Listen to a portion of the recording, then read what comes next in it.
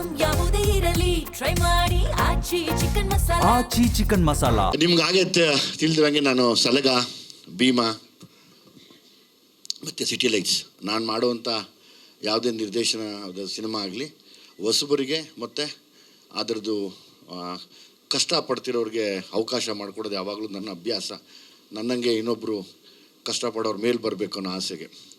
So ಹಂಗಾಗಿ ಈ ಸರ್ತಿ ನಾನು ಸಲಗ ಮಾಡಿದಾಗ ಯಲ್ಲಾಪುರದಿಂದ ಸಾಂಗ್ಸ್ ಅಲ್ಲಿಂದ ಟ್ರೈಬಲ್ ಸಾಂಗ್ ತೊಗೊಂಬಂದಿದ್ದೆ.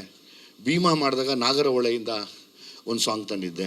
ಈ ಸರ್ತಿ ಏನು ಸಾಂಗ್ ಮಾಡಬೇಕು, ಯಾವ ಥರದ್ದು ಏನೋ ಹೊಸದೊಂದು ಸಾಂಗ್ ಕ್ರ್ಯಾಕ್ ಮಾಡಬೇಕಲ್ಲ ಅನ್ನಿಸಿದಾಗ ನನಗನ್ಸಿದ್ದು ನಮ್ಮ ತಾಲೂಕಿನ ಪ್ರತಿಭೆ, ನಮ್ಮ ತಾಲೂಕಲ್ಲೇ ನಾವು ಬೆಳೆದು ಬಂದಂಥ ಸುತ್ತಮುತ್ತ ಊರುಗಳಲ್ಲಿ ಆಡುವಂಥ ಒಂದು ಭಾಷೆ, ಈ ಭಾಷೆನ ತುಂಬ ಸರಾಗವಾಗಿ ಮಾತಾಡುವಂಥ ಒಂದು ಯುವ ಪ್ರತಿಭೆ ನಮ್ಮ ಅಂಕಿತ್ ಭಾವ ಅಂತ ಹೆಸರಿಟ್ಟಿದ್ದೀನಿ. ನಾನು ಅವ್ರಿಗೆ ಅಂಕಿತ್ ಭಾವ ಅಂತ ಹೆಸರಿಟ್ಟಿದ್ದೀನಿ.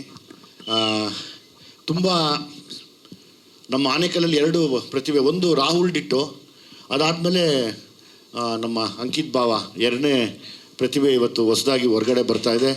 ಸೊ ಹಂಗಾಗಿ ನಾನು ಕೇಳಿಕೊಳ್ಳೋದು ಒಂದೇ, ನಾನು ಎಲ್ಲ ತಾಲೂಕಿನಲ್ಲಿ ಇರುವಂಥ ಎಂಥ ಟ್ಯಾಲೆಂಟೆಡ್ಸ್ ಇದ್ರೂ ನಾವು ಮಾಡೋ ಸಿನಿಮಾಲಿ ಬಂದು ಒಂದು ಅವಕಾಶ ಕೇಳಿದ್ರೆ ಕರೆಕ್ಟಾಗಿ ಅನಿಸಿದ್ರೆ, ಅಂದರೆ ಇಲ್ಲಿಂದ ಹಿಡಿದು ಉತ್ತರ ಕರ್ನಾಟಕದವರೆಗೂ ಎಲ್ಲಾದರೂ ಸರಿ, ಇಡೀ ಕರ್ನಾಟಕದಾದ್ಯಂತ ಯಾರೇ ಆಗಿರಲಿ ಬಂದು ನಮ್ಮ ಆಫೀಸಲ್ಲೋ ನಮ್ಮನ್ನು ಯಾರನ್ನ ಕಾಂಟ್ಯಾಕ್ಟ್ ಮಾಡಿದ್ರೆ ಎಲ್ರಿಗೂ ಅವಕಾಶ ಮಾಡಿಕೊಡುವಂಥ ಮನಸ್ಸು ನಮಗಿದೆ, ನಮ್ಮ ತಂಡಕ್ಕಿದೆ, ಅಥವಾ ಯಾರೋ ತಿಳಿಸ್ತಾರೆ ಕೂಡ ನಮಗೆ. ಅದನ್ನು ನಾವು ವಾಡಿಕೆ ಥರ ನಡ್ಸ್ಕೊಂಡು ಹೋಗ್ತಾ ಇರ್ತೀವಿ. ಸೊ ಹಂಗಾಗಿ ಇಲ್ಲಿರೋರ್ಗೆ ಮಾತ್ರ ಅವಕಾಶ ಕೊಡ್ತಾರೆ, ಹೊರಗಡೆ ಇರೋರಿಗೆ ಕೊಡಲ್ವ ಅನ್ನೋ ಮಾತು ಕೂಡ ಯಾರು ಆಡ್ಕೊಳ್ಳೋದು ಬೇಡ. ಯಾರೇ ಇರಲಿ ಬರ್ಬೋದು ಟ್ಯಾಲೆಂಟೆಡ್ಸ್ ಇಲ್ಲಿ.